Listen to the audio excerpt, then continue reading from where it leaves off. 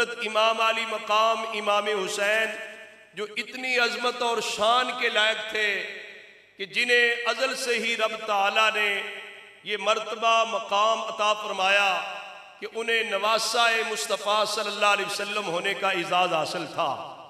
कितनी बड़ी शान है कि नबियों के सरदार, रसूलों के कायद, ताजदार कायनात, ताजदार ख़त्म नबूवत अहमद मुज्तबा मोहम्मद मुस्तफ़ा सल्लल्लाहु अलैहि वसल्लम के नवासा होने का उन्हें एजाज़ हासिल था।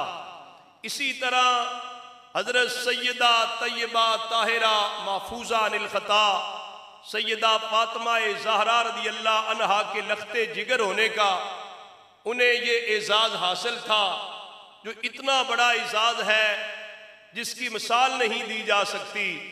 और हज़रत सैयदना मौला अली अल मुर्तज़ा करमल्लाहु ताला वजहुल करीम के नूरे नज़र होने का इन्हें ये एजाज़ हासिल था।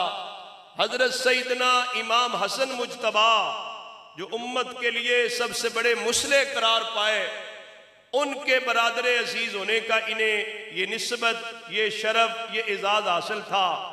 देखा जाए तो ये सारी निस्बतें, ये नस्ब की सारी शराफतें, अजमतें उनका मुकद्दर था।